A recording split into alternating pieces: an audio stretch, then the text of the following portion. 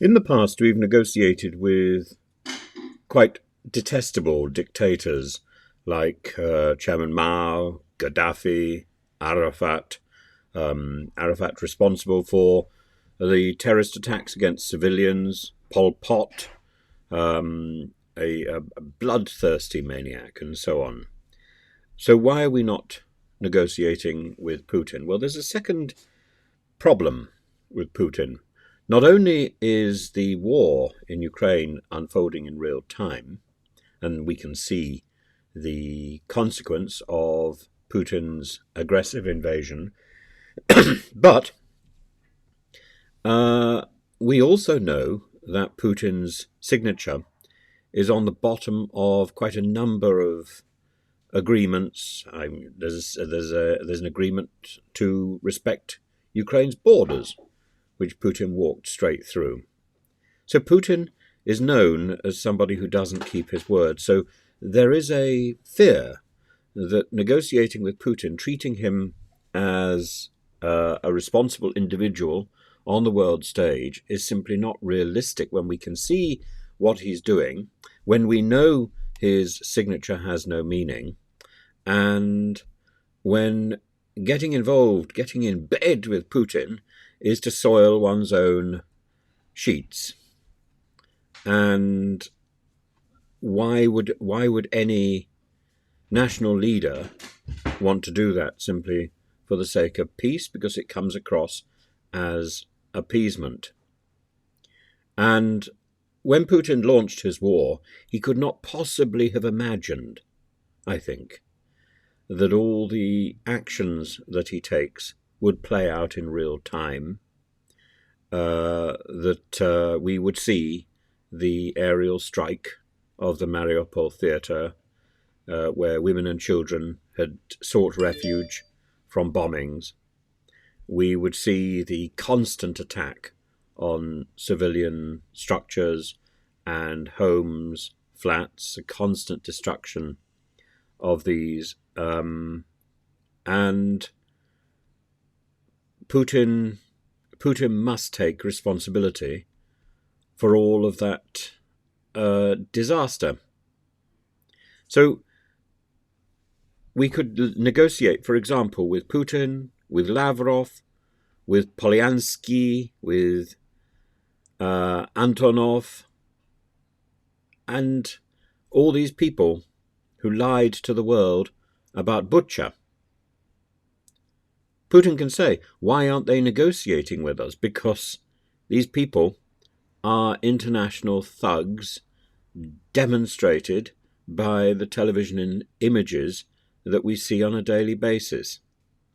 Because the propaganda that Putin is investing so heavily in is there to silence his own country, is there to turn his own country into an echo chamber where actually probably he believes his own truth.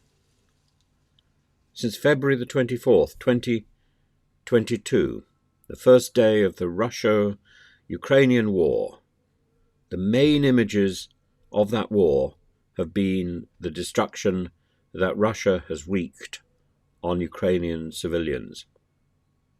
And Putin can say regularly, why does no one want to negotiate with Russia? And it's a good question.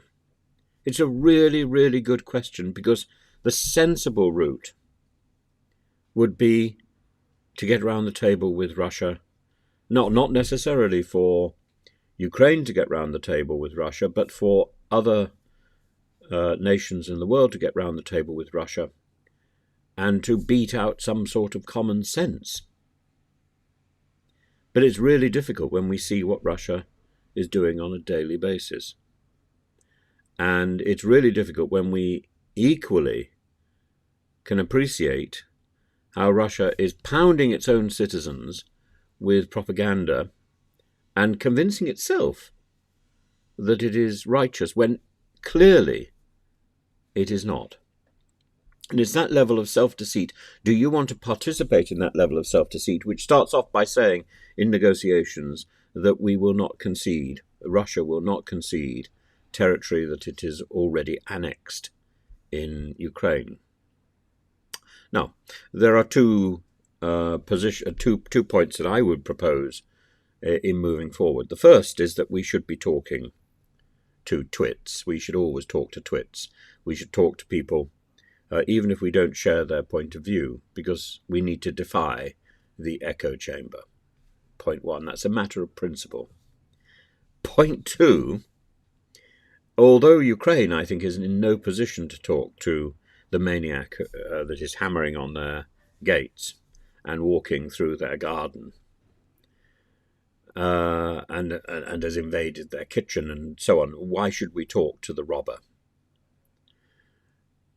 But other nations should, and I think we need to recognize the fact that sanctions don't work, that sanctions only hurt the ordinary people, that they don't bring thugs like the Iranian regime or the Russian regime to the negotiating table. That is their purpose. They fail at that. So the only thing sanctions do is they make the Western sanctioneers feel self-satisfied and smug. Lots of S's. They don't actually do anything. If anything, they hurt us. Sanctions don't work. What would have, and also sanctions take away the option of sitting down and keeping communications open. Keeping communications open is what we should have been doing from the beginning, what we have failed to do, and what has made this situation worse. Yes, President Zelensky asked for sanctions. No, he should not have been indulged on that. Yes, absolutely, we should provide him with what he needs to defend his country. But sanctions are not something that he needed. And sanctions were simply a buzzword at the time. And unfortunately, they were an easy response for the West to a situation which it could see developing and didn't know how to respond to. Sanctions are an easy, knee-jerk response. They don't work.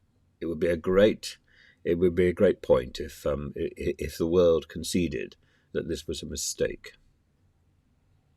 And as I say, the second problem with sanctions is that it removes the opportunity for keeping the door open and keeping conversations going. And this isolation, putting somebody in Coventry, eventually you have to speak to them. And the longer that person is in silence, walled up like some sort of maniacal anchorite, pressing buttons and bombing whoever he can, the harder it goes. In the end, he's going to bring the entire building down. He doesn't like being walled up, and he doesn't like being ignored. Poor little man. And he is a little man, believe me. I've looked into his eyes. Little man. Silly man.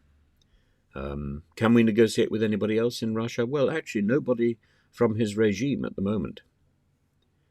And we have to find a way around that, because in the end, a war can only finish by sitting down at the table and negotiating, and we need to get this war over as fast as possible. So yes, we must provide Zelensky with the means to conduct the war. And yes, we must find a way to talk to the twits in Moscow.